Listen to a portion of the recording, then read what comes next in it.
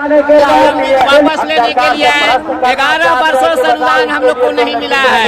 हम लोग पढ़ाते हैं बच्चों को, पैसा नहीं मिलता है।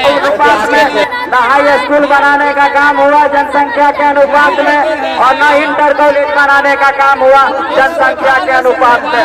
उसके बावजूद भी इस सरकार के नारे को साकार करने के लिए ग्रामीण किसान मजदूर अपनी कीमती कमाई, अपनी भूमि सरकार को दान दिया।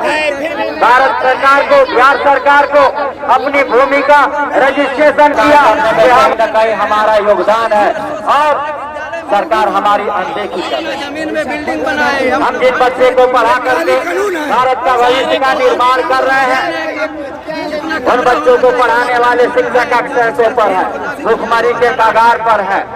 इस स्थिति में सरकार को का ध्यान आकृष्ट कराना चाहेंगे कि हम शिक्षकों के साथ भी उचित व्यवहार किया जाए, कर्मचारी का दर्जा दिया जाए, हमारा कोड जो आपने रद्द किया है इसे पुनः बहाल की जाए, और हमारे बकाए अनुदान को भी दिया जाए, और हमारे विद्यालय का भी सरकारीकरण किया जाए। और जब तक कि अब हमारा विद्यालय सरकारीकरण नहीं होता है, हम तमाम साथियों से और संघ से भी निवेदन करना चाहेंगे कि हम इस लड़ाई को आगे जारी रखें। थोड़ी देर हम संघ के तरफ आते हैं, हम अपने संगठन की बात करें, और हम अपने हमारी मांगे पूरी हो, हमारी मांगे पूरी हो।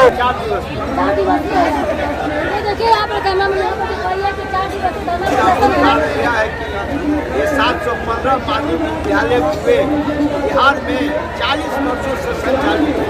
सरकार द्वारा इसे मान्यता दी गई, सरकार द्वारा इसे अनुदान दिया जा रहा था, लेकिन 11 वर्ष का अनुदान जब नहीं मिला तो शिक्षक इसके लिए उग्र हुए और इसकी मांग करने लगे। जब 2 साल का पैसा जब आया 14, 15, 16 का, तो शिक्षक ने और मांग तेज कर दी। मांग कर दिया तो इनके एक माननीय मुख्यमंत्री जी के एक अपर मुख्य सचिव हैं के पाठक जी, इन्होंने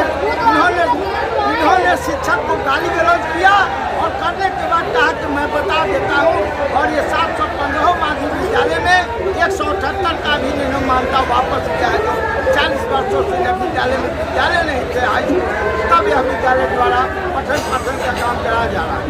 आज इसके बगल में इन्होंने मध्य विद्यालय को उत्क्रमित कर लिया है, उसको फलाफल करने के लिए ये 715 माध्यमिक विद्यालय को ये समाप्त करना चाहते हैं, और केवल मात्र अनुदान मांगना ही मेरा सबसे बड़ा दोष था कि हमने अनुदान का मांग किया, क्योंकि उन्होंने अनुदान देने की अनुदान दिया भी था, बच्चों को भी सारे सुविधाएं देते हैं, इसके बाद आदमी ने समाप्त करने का क्या सकता वेतन मान होगा, ये अनुदान नहीं मिला, भीख में नहीं, हमने लिखा है बच्चों का भविष्य बनाया, हम अनुदान तो हमने जो अनुदान वो 11 वर्षों का मेरा बाकी है।